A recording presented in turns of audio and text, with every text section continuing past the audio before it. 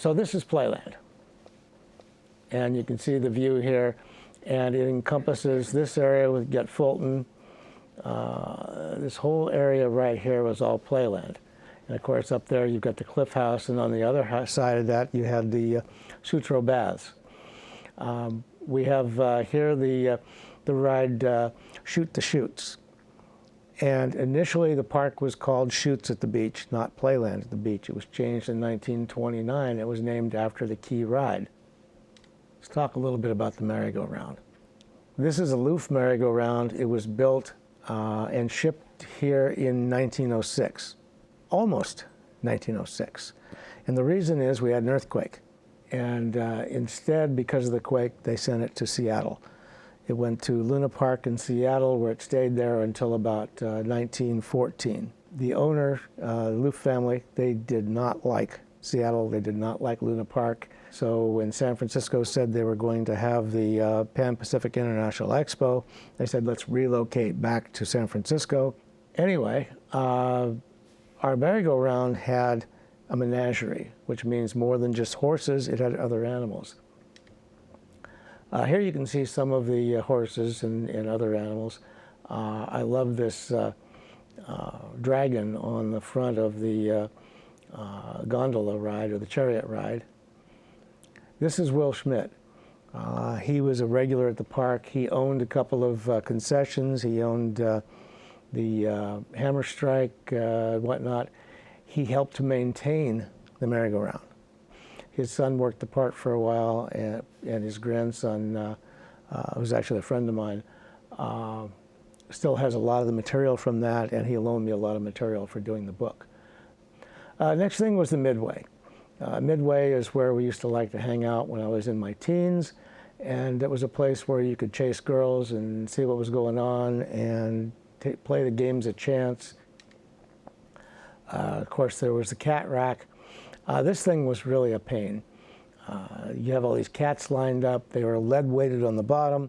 They had all this fringe around the tops, and you're supposed to hit them with a baseball and knock them over. You had to knock them all the way off. It was not easy. This photo was taken in the late 60s. I wish I had this in color, because those pants would have been fantastic. I mean, boy, I tell you, we were peacocks back at that time. I mean, that was just amazing. San Francisco was a fun place to be. This is Fascination. So Fascination was a game of chance. And so there were lots of games of chance there. And in fact, Playland had what we would call legalized gambling. If you looked around, you could see here Jameson Scotch, Little White Horse up here, and a few other, all these different prizes. Well, if you won the prize, you didn't take the prize, you took the cash the prize was worth. So you were playing for money. I don't know if anyone has ever played Fascination. You can play it today over in El Cerrito at Playland, not at the beach. And fun place to go. They've recreated a lot of Playland. They do have a number of the Fascination stations, and it's a lot of fun. It's habit forming. I'll go over there and play it for hours. Had the arcades here. They had two different buildings with arcades, and a lot of fun. Again, it was a good place to hang out. And then the firing ranges. So that was one of the first things they had at Playland back when it was, even before it was Chutes at the Beach. It was the just a series of concessions. It was loosely called Concessions at the Beach, and they called them lead galleries. And lead galleries are some of the first attractions there. A lot of fun to do. I spent a lot of time blowing money on those as well. These are the later Remington automatic models. You notice there are no tethers on those things. You could turn around and shoot people behind you. Safety was not a concern. People didn't do stupid things back then, so you could trust people. Before that, they had the model 1906 Winchester pumps, and I actually have one of those, and it still works. A lot of fun. Attractions, we had all kinds of attractions. Anybody ever go to the model car raceways? There you go. That was fun. So everybody had slot cars back in the 60s, and you could race against each other. This is in black and white, but this thing was purple. Gorgeous track. a lot of fun. And then, of course, you had Skateland. Skateland was roller skating. Kids from Poly all went to Skateland. And this is a couple of pages out of their yearbook that one of the, I was going to say kids, one of the people that went there sent to me. But a lot of fun. And then Frontier Town. So Frontier Town was set up for the little partners and cowgirls, where it was a safe place for kids to go. This was in the mid to late 60s till it closed in 72. And the park was getting a little bit of a rough element. So they sectioned off a place kind of like Disneyland. And there's a good reason for that. So George Whitney Jr., the son of the owner, George Whitney, was employee number 7 for Disneyland. When Disney came out to California to look at opening a park, he visited a number of amusement parks, and he came to Playland, and he saw that Playland was operating quite well. They were doing extremely well at that time. So he wanted to know, well, how do you do it? And he spent a lot of time there and hired away George Whitney, or George Jr. rather. And kids loved it. It was not terribly expensive. I never got to go to a party there. I was too old by the time it opened, but I know kids that did, and they just thought that was the greatest thing in the whole world. This is it before it closed, and it was looking a little ratty here. But you can see, again, it had the Disneyland type frontier area look to it. Kooky Cube was another attraction. That was what they call a slant house. Anybody ever go to the Mystery Spot down in Santa Cruz? So it's like that. Up is down, sideways, whatever. Things that are tall look short. It was that kind of a thing. What it really wound up being, this was put in the mid-60s, mostly was for kids to go in and smoke dope and get really high, and it was really cool. They had clubs. So Topsy's Roost was a chicken place. It was a place where, 50 cents, you got a half a fried chicken, you got corn pone, you got pie, and it was very, very popular. They closed that in 1945, and the reason they did, a lot of the African Americans were coming up for the war, and they felt that, okay, this was no longer correct for us to be projecting it that way. So they went with the Edgewater, which was a dance club. Great place. My dad's best friend and his wife met there, and I was talking to her here just a while back, and she talked about how they love to go there and dance. If you look on this far side, you can see the Bullpup restaurant here as well, which later moved over to this corner. The Bullpup enchilada was one of my favorites. So anyway, that one closed down because, again, things have their lifetime, and they put up Barnum's at the beach. George Whitney was compared to P.T. Barnum, and they called him the Barnum of the West. So he liked that idea. He brought back the Topsy's idea of little Topsy's for eats. And so again, they were selling chicken, but he brought it with the circus theme. And here's a view of the beach. They were still parking stacked out like this.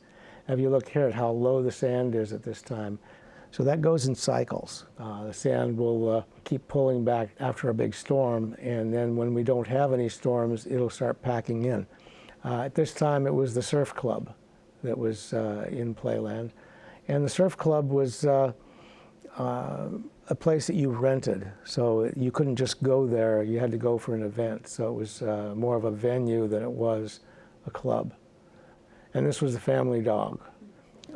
Chet Helms opened the Family Dog there at the pavilion. He negotiated with George Jr. to get that, and he would put in things like Country Joe and the Fish. That only lasted for about 3 years, and the problem is they were competing with other venues, and so they finally closed that. And then it became the Friends and Family Relations Hall, and in this case you can see they've got the rock opera Tommy playing over there. The rides were a kick. So again, this is the Shoot the Chutes ride, and you can see how tall it was up here. Again, one of our cars, the number 7 trolley that went down there. That was about 70 foot up to the top of the Chutes ride. And here you can see the boat coming down. So this was a water ride.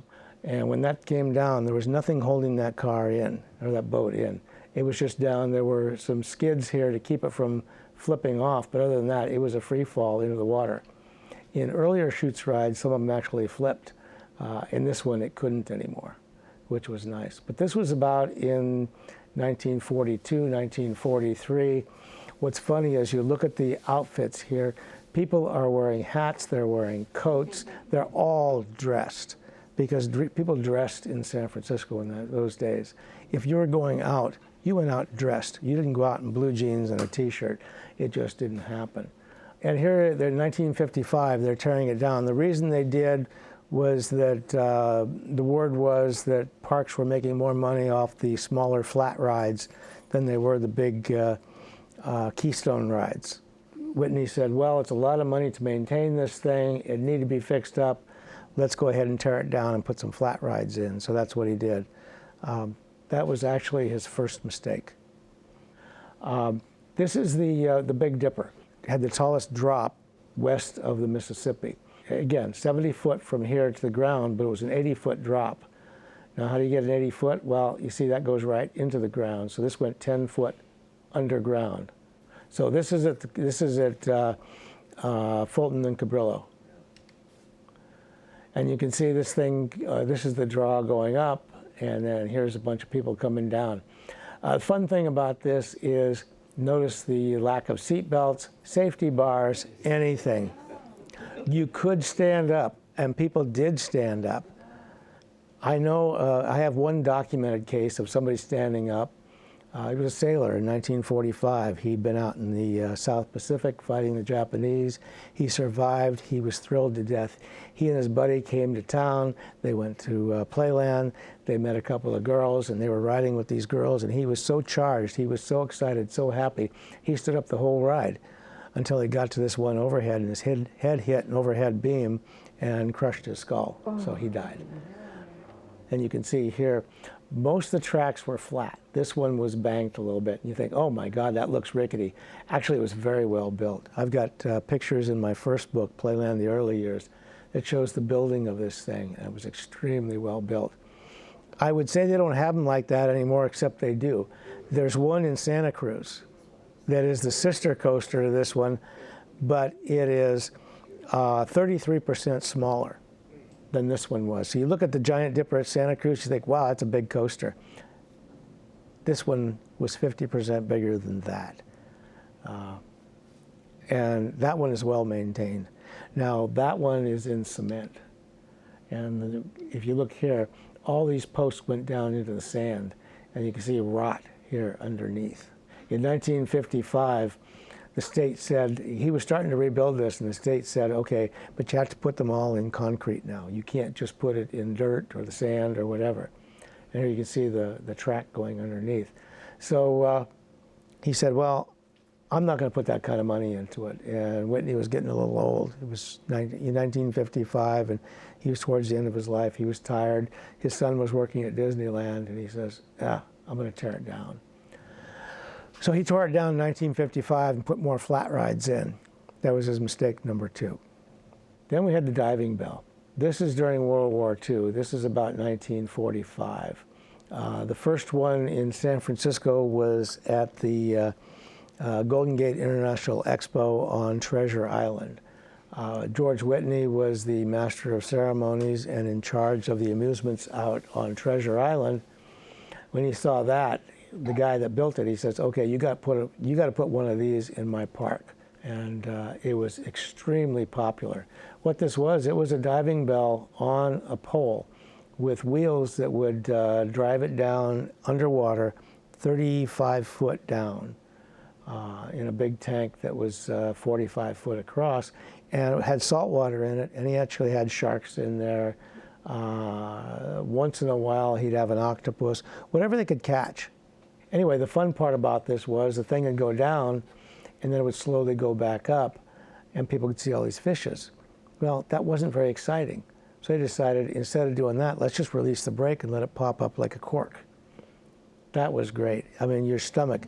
I remember riding that thing, and they get down the bottom, you're looking around, and a lot of times it was a little murky. You couldn't see a lot and whatnot.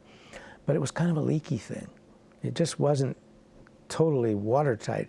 So you'd see water dripping in there and stuff like that, and condensation and all kind. And all of a sudden the operator would say, oh my gosh, he says, one of the portholes is giving way. Hang on, we got to pop to the surface. He'd pull the brake off and you'd pop to the surface. Your stomach is still way down there. I mean, people would throw up coming up on that thing. It was fun. You know, that bullpup enchilada was coming up fast. So it was a lot of fun. So here's Marion with a leopard shark that she's dropping in there. And she knew how to handle them. She was really good with them. This is her daughter, Teresa, who's a friend of mine. She loaned me all her pictures on the ride. And here you can see it popping up. And again, here's a soldier here. There's a sailor over here. And this, again, is more towards the end of the war. Yeah, another shot of it. This is in the second location. And here you can see the Heyday ride and the Skylark. The Dodger was a fun one. So that was a bumper car ride. And by the way, if you like bumper cars, one of the cars is actually over at Playland, not at the beach in El Cerrito. You can actually sit in it. It's a hands-on type museum and get your picture taken in it. So I've been in there. And here you can see the various cars. This is one of the early ones in the 1940s.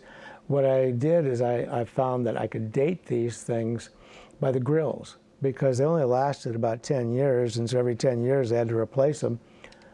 And you notice they'd have different grills in them. So this is one from the 50s. They did have kiddie areas. A lot of these kiddie rides wound up at Frontierland. So this is Flash Gordon and Dale Arden getting ready to fight another battle in space. And this old plank ride here where the cars actually went around. After the tearing down of the Big Dipper, they had the world's largest portable roller coaster. And this thing was big. I mean, it went a long distance. It wasn't very high, but it was a steel roller coaster. They could tear that thing down in one day, put it in a truck, take it someplace else. And you can see that, you know, it's kind of sitting on the ground and then going up and down. And that thing, I mean, to me, it was rickety. I rode it, but it was rickety. Here's another view of it, and you can see how far out it went here. These kids are having a great time. But this is a high miler, and this thing gets way up there. So you can see these guys hanging up in the middle of the air. I didn't ride that one.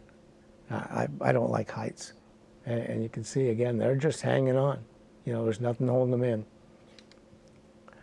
Anybody remember Captain Satellite? Yes. In those days, did they have a lot of accidents with those rides? Yes. They did. They did. And, you know, but people, we weren't that happy back then. I mean, if somebody got hurt, oh, well, I rode the ride. I did something. You know, the only way you got hurt is if you did something stupid. They only had one time where the car actually went off the track. That was on the Bob's ride. And the guy who owned the park before Whitney actually left the country because he was afraid he was going to get sued. And that's when he started turning the park over to George Whitney. But for the most part, people that got hurt because they did something stupid. They stood up, they climbed out of there. I mean, one lady was so excited when she went down the Big Dipper, she actually jumped off and got a compound fracture of her leg because she just thrilled to death. So, okay, well, that was dumb, but that's what, people did stuff like that in those days. This was Captain Satellite's helicopter ride. He was on Channel 2, KTVU Channel 2, had a program there. And this was a trainer, an actual helicopter trainer. It was not designed as a ride. But he would take kids up and then he would pilot the thing and go up and down. And in this case, it was a windy day. He was thinking, maybe I better land it. And then we got this huge gust and it picked it up and flipped it and dumped it over. One person got a minor injury, but other than that, nobody was really hurt. So, but he felt pretty bad about it, and he apologized on air the next day and shut down the ride. So that was the end of that. This was the best ride in the world, the Flyoplane. Came out in the 30s and 40s and carried through all the way to the end of the park. I used to tell people I could fly that thing upside down. Everybody says, no, you couldn't. They don't go upside down. What I found was in the 60s, they didn't want it to go upside down anymore because it was too hard on the mechanism, so they put blocks in them so they could only go sideways. They couldn't go upside down. A really fun ride. You could make it, you could take the stick, you could go side to side, up and down. You really felt like you were flying the plane. It was fun. It was a riot. Over here you can see the Racing Derby, Diving Bell again, and the Dark Mystery Dark Ride. This is the heyday. This is one of those rides, it goes in multiple directions, so it's going in a circle, it's going up and down. If you're subject to car sickness or anything like that, you're going to really get it on this one. Here was the Racing Derby again, and the fun part of this is you really could race on it. It was a merry-go-round of sorts. As you rocked the horse back and forth and it was going around, there was a friction guide down here that with enough friction you could work it up towards the front of this trough. And so if you're rocking it hard enough, you can get up to the front, and everybody in your row, you're in competition with them to see who could get the furthest ahead. So you could win. They had the Roloplane over here, which this thing could go every which way. So this thing would go around, and then when this thing would get up going a lot, then they'd take and rotate this, so instead of going up and down and around, you're going horizontal around. So my friend Marv Gold, who works out at Playland Not at the Beach, was one of the operators for this thing, and one of his favorite things is if he got a couple of smart aleck kids up there or something like that, he would say, okay, time for a coffee break, and he'd leave them up there and walk away for a couple of minutes as though he was going to leave. That'd scare him pretty good. The other one is the Rotojets. This is the same as the Astro ride at Disneyland. This thing fell out of World War II, and what it was, a German company was making anti-aircraft guns. When they lost the war, he lost all his business because nobody's going to buy German anti-aircraft guns. And instead, he just put a rocket on the end of the gun barrel. They still sell those today. Octopus ride, again, you had a couple of cars on the end of one of 8 rides, and this thing would spin around, it would go up and down, and just, again, if you're out at the Hot House or at the pie shop, we could bring them back up again. And the Rockoplane, fun ride. These things, you could get these to spin all the way around or spin over as you go up. The control was inside. And the Tilt-A-Whirl. This one had about 4 different directions. You could see the rail here. This is on a pivot here with trolley wheels going on this rail, so this thing would spin around. Again, your usual amusement park rides to just take you in all different directions. And then the Funhouse. So if you look up here, this is Laughing Sal up in the corner.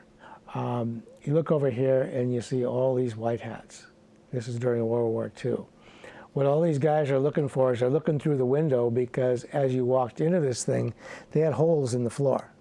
So they're hooked up to a compressor, and the operator could sit there and pull a lever and blow air up the air hole. Any woman walking underneath, if she was wearing a skirt, it would blow her skirt up. They actually got sued for that as well. In 1927, some lady sued because she got so embarrassed when it blew her dress up and showed off her knickers. She got $50,000 from them. They didn't change it. They said it was worth the money because it brought in the people. So, and everybody knew that going in. So I mean, if a gal was wearing a skirt, she knew she was at risk. Here's Laughin' Sal. So, and the question always comes up, Well, where is she now? And the answer is which one? During the period, we had 4 of them. 2 of them now are still in operation. One is at Pier 45 down at the Musée Mécanique. Another one is at Santa Cruz Beach and Boardwalk. That does not have the original head. So, these are the Walking Charlies that go around. There are a couple of Walking Charlies out at Playland, out at the beach now. This is the human laundry. So as you went into the fun house, you had to go through this thing. You can't tell it from this picture, but these things are spinning. If you were a short kid like I was, you couldn't even see over the top. You just had to keep working your way through until you got out. This is the joy wheel. Some people call it the record player, and some people called it the turntable. And as it gained speed, it would start to throw people off. You know, this is wonderful for OSHA. I mean, you know, you think, okay, what's this thing doing? It's throwing people off into the wall. You can see here the size of it, and then you have the walls. The walls were padded. Nobody got hurt. I think I read one place in an article of some kid that broke his arm, and that was all in good fun. Okay, he broke his arm. You know, he'll heal. It's no big deal. It was a fun place. Here you have, this is the small slide, and the big slide was down here, and or the giant slide, but just a fun place. This is the top of the giant slide, and here you can see the gunny sacks you had to ride on. You really weren't supposed to take your shoes up there. So you see this kid, I think, has his socks on instead of shoes. No way were you supposed to have sneakers on. Yeah. I remember I used to get burn marks from when you're sliding down so fast and your skin hits the wood and you. Oh yeah. On your arms, yeah.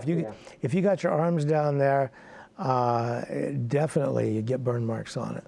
It was 5 stories tall. I can't give you the exact length. I don't remember off the top of my head, but it was a long ways down. It was a long ride.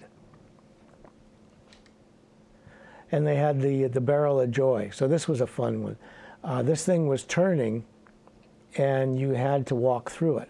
Face left, stand erect, and walk through.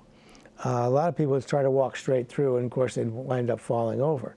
Another chance to break an arm or something. Castle ups and downs. This was the walkway that would go up and down, and you'd walk through it. So you'd be walking along, and then the floor would drop out from under you. You know, I mean, these things, it's stupid, but they were a lot of fun. Staggering stairs. So you can see here, one stair would go this way, the other stair would go that way, and you had to walk up it. You know, it could be done. It was a lot of fun. And then the laughing mirrors. There were actually 2 mirror attractions. This is one of them, and then there was the House of Mirrors downstairs. Anybody remember seeing The Lady from Shanghai?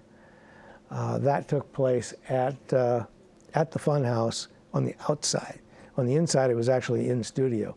You know, they weren't going to let them bust up all the mirrors inside the Funhouse. But that's the only movie we have that actually shows Playland as a movie. Unfortunately, everything comes to an end. Things got a little rough out there, and everybody wanted to make money off the land. The last day was Labor Day, September 4th, 1972. They closed it that day, and that was the end of it. If you go out to Safeway, take a look at it. The tank for the diving bell, in fact, is underneath it. They tried to pull the tank out, they couldn't do it, so instead they just filled it in. So the ghost of the diving bell and all those sharks still live under Safeway. So they tried to bring it back, couldn't do it. When Jeremy Etzhoken tore it down, he did it without permits. The Board of Supervisors says, you can't do that.